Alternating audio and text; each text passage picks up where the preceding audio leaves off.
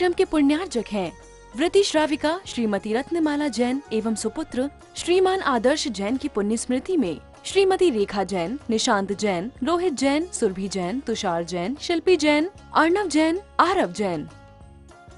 आज के पवित्र क्षण इन पवित्र आचार्य को चरणों में नमस्ते किया, हमने उनका जयकारा लगाया और अब चलते इन क्षणों की तरफ। क्या लगाया? पहले जयकारा लगाया। किसका जयकारा लगाया? भगवान का जयकारा लगाया, तपस्वियों त्यागियों का जयकारा लगाया।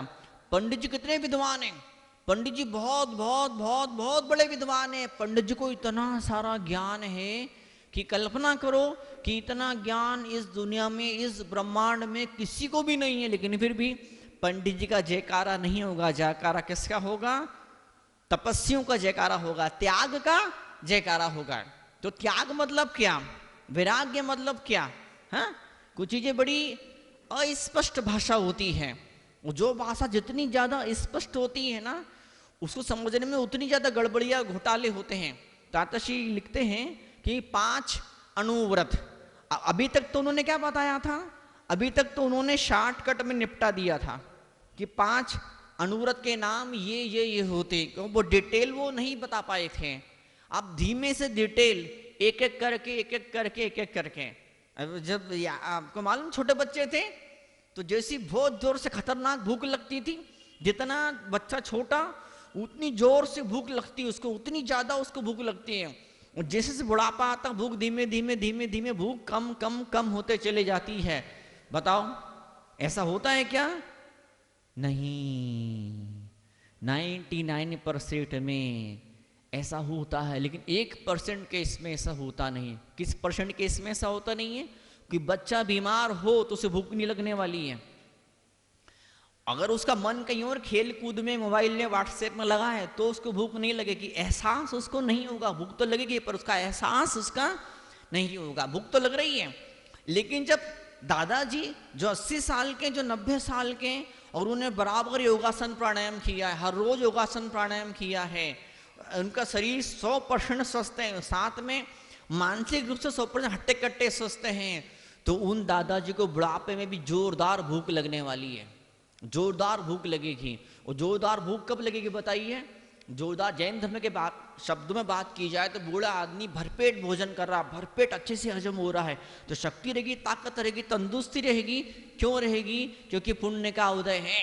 अगर आपके तीव्र पुण्य का उदय है तो आप चाहे बूढ़े हो, चाहे बच्चे हो, चाहे जवान हो, कहीं भी हो, कैसी हो, कोई सी बीमारी हो, आपको बराबर भूख लगेगी, अच्छे से हजम होगा शरीर को, वो उसका दिखेगा शरीर के अंदर कि हाँ भाई इसको शरीर में शक्ति, ताकत, जान है इसके भीतर। तो ऐसे ही ये भोजन हजम कब होगा हमको? ये ज्ञानामृतम भोजन, ज्ञान का अमृत रूपी भोजन कब हजम होगा आपको? जब पुण्य का उदय होगा। तो इस भोजन को हजम करने के लिए गुरुओं की सेवा करनी पड़ेगी। उस रोटी सब्जी दाल को पचाने के लिए, उस मिठाई नमकीन को पचाने के लिए, उस ड्राई फ्रूट को हजम करने के लिए, शरीर के अंदर पुष्टि ताकत पैदा हो, उसके लिए आपको योगासन करनी पड़ेगी, एक्सरसाइज करना पड़ेगा, प्राणायाम करना पड़ेगा। फिर दुनिया भर के 1000 तरह की चीजें हैं, एक्यूप्रेशर भी होता है, बहुत सारी चीजें होती हैं। कुछ पुरुषार्थ करना पड़ेगा ताकि आपकी भूख बढ़े, ताकि आपको उम्र के हिसाब से व्यवस्थित बरोबर भूख लगे। तो वैसे ही अगर आपको जनमाने की भूख नहीं है, अगर आपको मुंदराज के दर्शन की भूख नहीं है, मतलब क्या है? आपका स्वास्थ्य गड़बड़ है। कौन सा स्वास्थ्य गड़बड़ है? मानसिक स्वास्थ्य गड़बड़ है, भावनात्मक स्वास्थ्य गड़बड़ है, आपका पुण्य वाला स्वास्थ्य गड़बड़ है। तो जैसे विभिन्न क्षेत्रों के अंदर अलग अलग शरीर के अलग अलग हिस्सों को मजबूत बनाने के लिए जिम वालों ने अलग अलग मशीनें बनाई हैं। शरीर के अलग अलग हिस्सों को, अलग अलग भाग को मजबूत बनाने के लिए, सुंदर सुडौल बनाने के लिए जिम वालों ने, वैज्ञानिकों ने अलग अलग मशीन बनाई है। तो ऐसे ही जीवन के विभिन्न क्षेत्रों में आगे बढ़ने के लिए विभिन्न प्रकार के धर्म अनुष्ठान होते हैं, लेकिन जनमाणी माता ज्ञान ये अनुष्ठान जीवन के हर एक क्षेत्र में आगे बढ़ने वाला होता है। जब हम कहते हैं सम्यक दर्शन, तो दर्शन को पहले लिखते हैं, ज्ञान को बाद में लिखते हैं। लेकिन जब कहते हैं अनंत चतुष्टय, तो क्या बोलते हैं? अनंत ज्ञान, अनंत दर्शन, अनंत सुख, अनंत वीर्य, ऐसा लिखते हैं। यहां पर कहा है दर्शन दर्शन मुख्य हैं, लेकिन कुन-कुन आचार्य को पढ़ो तो वहां पर कई सारे स्थलों पर, कई सारी जगहों पर राजायणम जानी ऊण सद्धेदि श्लोक है, जानी ऊण सद्धेदि, तुम नहीं जानोगे तो श्रद्धा कैसे कर पाओगे। और यहां कह रहे हैं श्रद्धा तो करो, फिर बाद में ज्ञान की परिभाषा दी कि चीजों को जैसा है वैसा का वैसा जानता, उसे हम ज्ञान बोलते हैं। तो आचार्य बोलते हैं ये अनुव्रत श्रावक के लिए पूजा अभिषेक का पहला नियम नहीं है। क्या? श्रावक का पहला नियम पूजा अभिषेक का नहीं है। श्रावक का पहला नियम कौन सा है? 5 अनुव्रत। श्रावक का कहीं कोई नियम नहीं है, श्रावक का कहीं कोई नियम नहीं है। वो तो बोल देते हैं भैया महाराज जी का उपवास था, कल अंतराय आया था, तो सब लोग पूजा छोड़ करके जाते हैं शोधन करने के लिए, आहार के लिए। आज कहीं किसी घर में ऐसी व्यवस्था, कोई विवशता है, कोई मजबूरी है, कहीं चौके नहीं लग पा रहे हैं, तो एक ही ने चौका लगाया है। अब जो चौका लगाया तो वो महिला वो फटाफट एक करके चढ़ाएगी, दर्शन भी नहीं करेगी, कई बार तो वो उस चौके में सीधे चले जाएगी। और फिर जब महाराज का निरंतर आहार होगा फिर मंदिर आके अगर चढ़ाएगी। तो विवक्षाएं होती हैं। आप कहाँ पे खड़े होके देख रहे हैं? मैं यहाँ से देख रहा हूँ आपको, तो आप मुझे जो रियल हाइट है वही हाइट दिख रही है, और मैं आपको किसी ऐसी बिल्डिंग के ऊपर खड़े होकर देखता जो 50 मंजिल की बिल्डिंग है, चाहे स्काई स्कीपर बिल्डिंग है, कोई मल्टी पे खड़े होकर देखता, किसी पहाड़ खड़े होकर देखता, आप मुझे इतने छोटे से जरा से आप मुझे दिखाई देते। क्यों? आप कहाँ पे खड़े हैं? जब इन 5 अनुव्रतों को हम धारण करते हैं, क्या बाकी सारे नियम, बाकी सारे त्याग और तप और जप सब बहुत बहुत बहुत बाद में हैं। सबसे सबसे पहले क्या है? 5 अनुव्रत।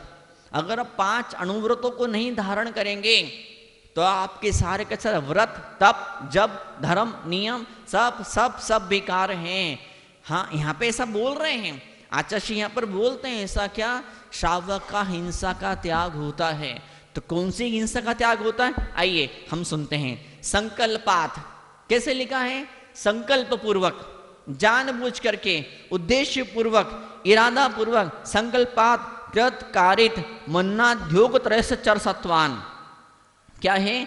योग त्रयस्य, 3 योग के द्वारा, मन से, वचन से, काय से आपने सोचा अरे बहुत काई पैदा हो गई, इस काई को खत्म कर दिया जाए। लो लग गया आपको हिंसा का दोष, आपको लग गया हिंसा का दोष।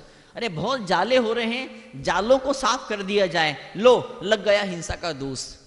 तो ये अहिंसा की रक्षा के लिए बुद्धिमान विवेकवान जीव चाहिए। महाराज जी आते रहते हैं, चौमासे होते रहते हैं, जंगल जाते रहते हैं, तो जहाँ पे महाराज जी कहीं दूर जंगल में जाते हैं तो कई बुद्धिमान प्राणी ऐसे होते हैं, बहुत विवेकवान प्राणी ऐसे होते हैं।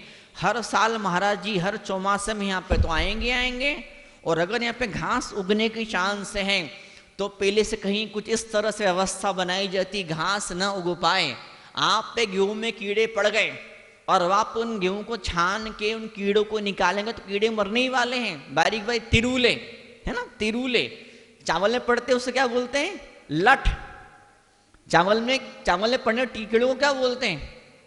उसको भी तिरुलो, वो बुंदेलखंडी भाषा में शायद उसको तिरुलो बोलते हैं, लेकिन कहीं और सारी जगहों पर उसको लठ। चावल में इल्ली होती, इल्ली। चावल में कीड़े नहीं होते हैं, चावल में इल्ली होती जो रेंगती है, और गेहूं में कीड़े होते जो चलते हैं। तो 3 योगों के द्वारा इतना मतलब जैन धर्म पालना कोई बच्चों का खेल नहीं है। हम कहते हैं कि भाई कितना है, बस अभिषेक कर लो हो गया धर्म। अरे ना, अभिषेक करना धर्म नहीं है, वो धर्म तक पहुंचने का एक माध्यम है, एक तरीका है, बड़ा सशक्त माध्यम है, बड़ा जोरदार तरीका है। ऐसा नहीं कि उसके हम व्यवहार क्रियाओं का कहीं को निषेध कर रहे हैं, पर व्यवहार क्रियाओं को करने से पहले भूमिका बनाई जाती, 5 अनुव्रतों का धारण किया जाता है। ऐसे कई सारे श्रावक श्राविका हैं। मैंने प्रेरणा देता रहता हूँ, जहाँ जाता हूँ प्रेरणा देता हूँ, कम से कम पंचेंद्रिय जीव की हिंसा का आप त्याग करिए। गाय, घोड़े, बैल, ऊंट, कुत्ता, बिल्ली, सुअर, इन जीव की हिंसा करने का त्याग कीजिए। इतना नियम तो कोई भी ले सकता। कई सारे लोग पंचेंद्रिय जीव की हिंसा करने का, त्याग करने का नियम लेते हैं। कोई जीव ऐसे भी हैं वो 3 और 4 और 5 इंद्रिय जीव की हिंसा का त्याग करते हैं। कुछ जब वैसे होते हैं सौभाग्यशाली, बड़भागी किस्मत वाले, जो कहते हैं चाहे 2 इंद्रिय हो, चाहे 3 इंद्रिय हो, चाहे 4 इंद्रिय हो, चाहे 5 इंद्रिय में, सबकी हिंसा करने का हम त्याग करते हो। कैसे? मन वचन काय से। आपने सोचा है वो भी बड़ा भयंकर पाप है, हिंसा करने के बारे में बड़ा भारी पाप है। मैं तो कई बार बोला हूं महिलाओं को, आप जब शुद्ध भोजन बनाते हैं, जब सोले का भोजन बनाते हैं और आपकी भावना होती है, अगर गांव शहर में कोई त्यागी व्रती होंगे और मैं घर के सामने बाहर खड़े होकर ही स्वामी नमोस्तु पढ़ाऊंगी, तो इसी ग्रंथ के अंदर आजा संबंध भद्र स्वामी लिखते हैं, सामान्य नियम अलग होते हैं, विशेष नियम अलग होते हैं। हम बच्चों को पढ़ाते हैं स्कूलों के अंदर, क्या सब धातु ठोस होती है, धातु ठोस होती है, लेकिन जब बच्चा थोड़ा बड़ा होता है उसको बोलते हैं पारा धातु है, लेकिन फिर भी पारा कैसा है? पतला है। हालांकि आग जलाने से भोजन बनाने में दोष है, पक्का 100% दोष है। पानी को गर्म करने में बड़ा भारी दोष है, आग जलाने में बड़ा भारी दोष है। लेकिन अगर उस भोजन को बना करके किसी त्यागी के हाथ में डाल दिया, फिर यही आचार्य लिखते हैं, क्या लिखते हैं? अरे बड़े भारी खतरनाक दोष और पाप भी खत्म हो जाते हैं जीव के। पर शुरुआत कहाँ से होती है? पहले 5 प्रकार के नियम लिए जाते हैं, जिसे बौद्ध परंपरा में पंचशील कहा जाता है। इन्हीं 5 अणुव्रतों को पतंजलि ऋषि ने, बड़ा फेमस नाम हो रहा आजकल पतंजलि का, वैष्णव परंपरा के महान ऋषि हो गए पतंजलि। तो उसी पतंजलि ऋषि की बात करूं मैं, और सर्वार्थ सिद्धि की बात करूं मैं, तो पतंजलि ऋषि जो पातंजल महाभाष्य की रचना हुई है, जो वैदिक धर्म का बड़ा महत्वपूर्ण, हिंदू धर्म का बड़ा महत्वपूर्ण ग्रंथ है, उसी पतंजलि के ग्रंथों की तुलना सर्वार्थ सिद्धि के सूत्रों से की जाए, तत्वार्थ सूत्र पर पूज्यपादाचार्य ने जो सर्वार्थ सिद्धि नाम का एक बड़ा महत्वपूर्ण प्राचीन ग्रंथ लिखा है, उस ग्रंथ की तुलना की जाए तो पतंजलि के सर्वार्थ सिद्धि कई सारे सूत्र मिलते हैं, मैच होते हैं। एक पंडित जी तो यहाँ तक कहते हैं कि हमारा उनका चारित्र काफी कुछ अंशों में एक जैसा है। गृहस्थ वैष्णवों का, गृहस्थ जैनों का चारित्र काफी कुछ एक जैसा है। अंतर कहाँ पे होता है? वो दर्शन की परिभाषा में अंतर पैदा हो जाता है। तो कृत कारित अनुमोदना, अब आप बार बार चेक करो मेरे मन में कहाँ पर हिंसा की अनुमोदना के विचार पैदा होते हैं। खूब दुकानें खुली हुई है, चूहा मार दवाई और मच्छर मार दवाई तो आप हर व्यक्ति तकरीबन यूज करता है। सब घर में ऑल राइट गुड नाउट सबके घर में लगे हुई हैं।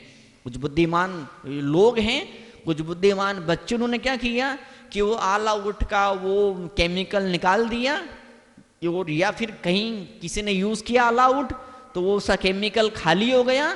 अब क्या किया उन्होंने, उसके अंदर नीम का तेल भर दिया, उसके अंदर कुछ जुगाड़ ऐसा लगाया कि मच्छर मर नहीं रहे हैं, और लेकिन फिर भी मच्छर काटने से छुटकारा और मुक्ति मिल रही है। कहने को शास्त्र में है 22 परिचय। कौन सा परिचय? दंस मशक परिचय है। मतलब क्या? मच्छर काटे डांस मतलब बड़े वाले मच्छर, चुपचाप समता भाव के साथ में। लेकिन कई सारी बार कई सारे लोगों के साथ में ऐसा नहीं हो पाता है। मैं तो कई बार प्रवचनों के अंदर बोला हूं, मैं रिकॉर्डिंग हो रही है, चैनल पर प्रवचन प्रसारित होगा। अभी तो बहुत थोड़े लोग देख रहे हैं, लेकिन आने वाले समय के अंदर विभिन्न मेरे तक बड़ी इच्छा है। मैंने कई बार इस बात को प्रवचन के अंदर मैंने कोट किया है, हमारे जैन धर्म के ग्रंथ हैं वो बाकी धर्म के ग्रंथ दोनों में क्या समानता है, इस पर विभिन्न ग्रंथों पर रिसर्च होना चाहिए। और मात्र एक ग्रंथ नहीं, ग्रंथ एक श्लोक को उठा लिया जाए, एक शब्द को उठा लिया जाए, ये शब्द कहाँ कहाँ किस किस धर्म में किस किस ग्रंथ में आया है, और वहाँ इस शब्द का अर्थ क्या है, वहाँ इस शब्द को क्यों लिखा गया है, क्या लक्ष्यार्थ उसका है, किस भावनाओं किस उद्देश्य को लेकर के लिखा गया है। तो वो सारी चीजें आचार्य से बोलते कृतकारित अनुमोदना से। लेकिन मुख्य चीज क्या है? संकल्प। आपने जानबूझ करके संकल्प लिया है या संकल्प नहीं लिया है, तो संकल्प ही निर्धारित करेगा कि आप अहिंसक हैं या आप हिंसा वाले हैं। ये 5 परिभाषाएं जीवन के बहुत बड़ी उपलब्धियां हैं। अच्छा, श्री लिखते हैं चर सत्वान, चर मतलब चलने वाले, चर मतलब चलना, चर मतलब चलना। बोले तू क्या चरता रहता है, कोई ज्यादा खाता के बोलते हैं दिन भर चरता रहता है, गाय भैंस चरती। चरना, चरना का मतलब क्या होता है? रा और ल को एक ही कई बार बोला हूं मैं, रा और ल कई बार दोनों का अर्थ एक ही होता है। र की जगह ल की जगह र लिख दिया जाता है। तो यहाँ चर, चर मतलब चल, जो चलते हैं। 2 इंद्रिय, 3 इंद्रिय, 4 इंद्रिय और पंचेंद्रिय, इन 4 प्रकार के जीवों को नहीं मारता है, उसे निपुणा, उसे निपुण लोग। हम निपुण की परिभाषा यहाँ पर आचार्य भगवान टीकाकार स्वामी ने बताओ, ऐसे महान महान ग्रंथों को लिखने वाले कौन?